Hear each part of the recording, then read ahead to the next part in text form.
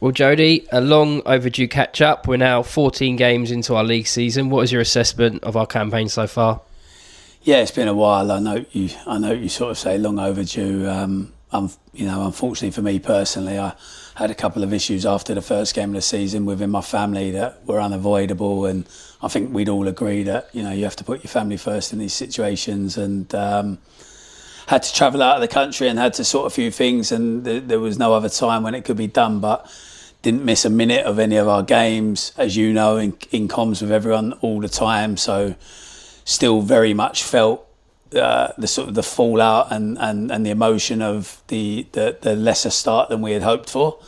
I think that's born out of a lot of factors. The positive impact that we had around the club when we first came in, the influence Neil had on results after coming in as manager, the improvement that we saw in some of the players we brought into the club, how they added to performance.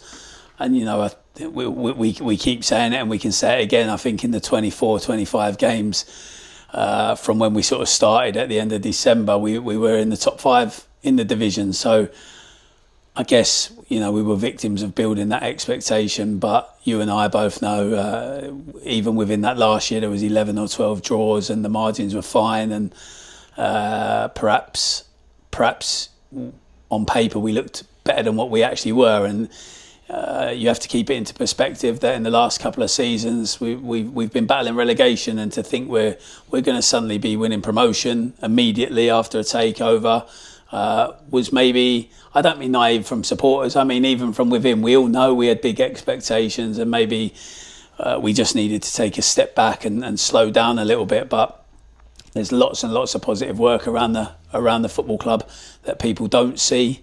There's lots of people that feel the pain when we lose games or when we draw games that we should win, and that's you in the media department, that's Jordan cutting the grass, that's people in hospitality and people in sponsorship and ticketing. We all feel the pain, and the owner feels the pain, and I know the supporters are disappointed, and that basically comes from the pain of losing on a Saturday afternoon. So yeah, I'm underwhelmed and I'm disappointed by the way we've started, but it doesn't mean I've lost hope in the process and in the project and what we're trying to do and the direction we're going. And we've seen little uplifts. We've seen some really, really good performances, and we've seen some really, really good spells within games. And we've had our fair share of bad luck as well. But, I'm not going to make it about bad luck. I think we need to find consistency. I think we need to be more ruthless. I think we need to be able to manage leads better. I think we probably need to be a little bit more adventurous at times and back ourselves and believe in ourselves. But we're not a million miles off. We're not shipping 3, 4, 5 goals in games. And you look around the league and there are teams that are doing that. And, there's already been 6 or 7 managerial changes in our division, and I'm not necessarily sure that that's always the right thing to do. I think continuity is really important, and I think when you capture our progress from last December to now, not just from the first game of this season to now, I think there's steady progress happening, and maybe it's important for all of us, me included, to remember where we were back in December 2024 to where we are now. And I do believe that I've seen enough signs in the games. I've seen enough development within the squad itself.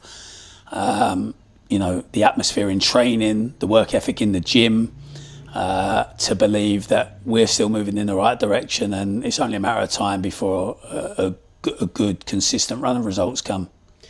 You touched upon it there. When you aren't getting results, there's lots of factors within the club that come under scrutiny, one of which is recruitment. What are your thoughts on that particular area? I think the first thing to remember with recruitment is there's no definitive process, and there's not a rule book. You can look at the very highest level. Remember when Chelsea signed Andrei Shevchenko and Hernan Crespo and Fernando Torres? Are they bad players? No. Did it work out? Probably not. And then there is what does good look like? What is success with recruitment? You sign some players to develop. You sign some players to go straight into the team and be a leader right now. You sign some players because of for economical reasons, for value for money. You might sign some to try and because you believe that you can improve them and then resell them. There's all different factors, and I think on in the main we retained everyone with the exception of Dan Moss, who opted to go to Rochdale. That we tried to retain. I think we surprised a lot of people, especially our supporters, when we kept Matt Ward, Chinicoli, Willie Escalainen, for example. No disrespect to the others.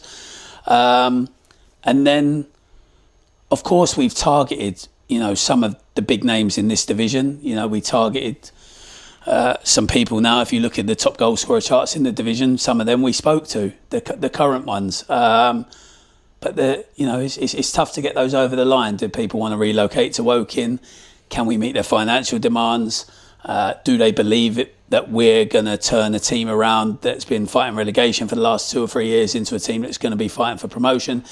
Do they fit the way we're going to play? There's lots goes into it. It's not as simple as just cherry picking the best players. So we've tried to get the balance right of bringing in proven players, bringing in players that we've really worked and researched and followed from lower levels that we believe can step up. And examples of them, to be honest with you, I think Aaron Drew has been really consistent. I think Caleb Richards has been really consistent and shown that they're more than capable options at this level. Then you go a little bit further back to Josh Asude, came in, there was lots of question marks. Why are we bringing a player in from that level? I think everyone can see now he's evolving, he's developing, his assists and goal creation ratio in the minutes played is probably right up there as one of the best in the league. So, and then you've got Tariq Hines, arguably, have we seen a better fullback in this division this season consistently? So I don't think too much should be read into where we recruit the players from. I think how I have to look at it is over a period of time, do they fulfil and achieve what we hoped they would? And that can't be judged after 2 or 3 games. That has to be judged over a period of time. And another element that gets questioned is, of course, you personally, as director of football. How are you taking this tough start as the director of football? I take it like everyone else. It's horrible on a Saturday when we didn't get a good result, and you spend the rest of that afternoon and evening and night and all of Sunday thinking, what could you have done better? What message can you give to the staff and the players and the fans, if necessary, come Monday morning to try and lift everybody, to try and remind everyone of the good, positive steps we're taking, because it always feels really low when results aren't going your way. I expect to come under scrutiny. It's part and parcel of the role, and I just seek to try and bring the best out in the people around me, so that the coaching staff, the players, you guys, I seek to try and facilitate improvements.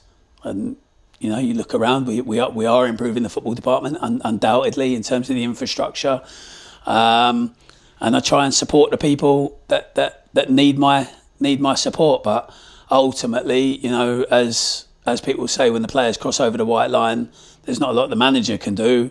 There's even less that the director of football can do. So I'm here to support, I'm here to facilitate, I'm here to try and build towards a vision.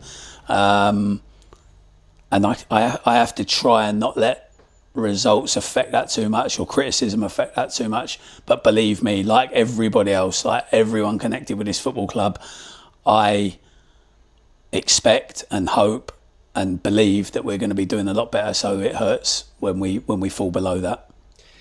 And when in football you're not getting results, things become a lot tougher, and in relationships it can be tough internally. What is your relationship with Neil and the coaching staff like at the moment? It's very good. It's actually, ironically, because we were doing a lot better last year, the relationship's probably the best it's ever been, and that's because we've been working together longer. Ultimately, a large part, obviously the final decision was with Todd, but the recruitment process was led by me. So I want Neil, Simon and the coaching staff and the players to succeed. I want them to succeed, and I'll do everything I can to help them succeed. We have to challenge one another. we've got an owner that insists on that. You know that in the media department, the commercial department, the ticketing department, the sort of operations department around the club. He's always challenging us. He's always asking us questions, asking opinions, asking us to challenge one another. So it's exactly the same in the football department.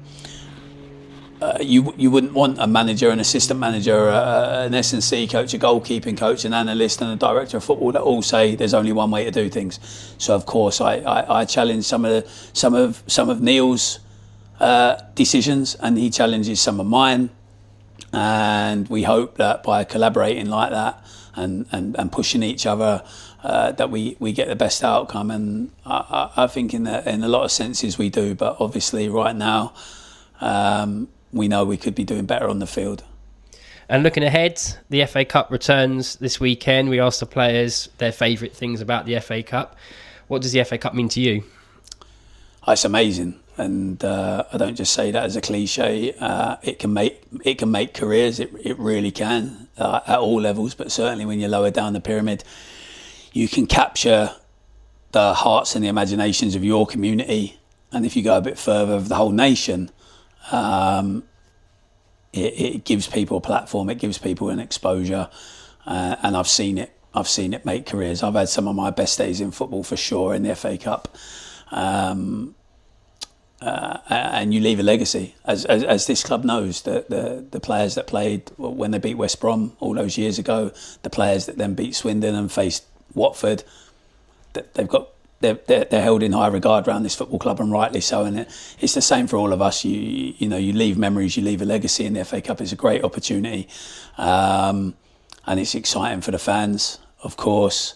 Financially, it's amazing, certainly for the lower clubs. But then at the end of it all, it is about winning football matches, and for us, it's a great opportunity to step away from the league, to win a football match, and then to be excited by the draw for the next round. Thank you, Jody. We speak soon.